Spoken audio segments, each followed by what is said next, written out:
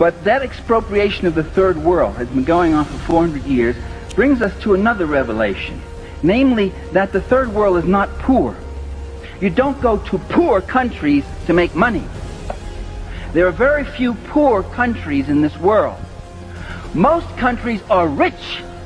The Philippines are rich. Brazil is rich. Mexico is rich. Chile is rich. Only the people are poor. But there's billions to be made there, to be carved out and to be taken. There's been billions for 400 years. The capitalist European and North American powers have carved out and taken the timber, the flax, the hemp, the cocoa, the rum, the tin, the copper, the iron, the rubber, the bauxite, the slaves, and the cheap labor. They have taken out of these countries. These countries are not underdeveloped, they're overexploited.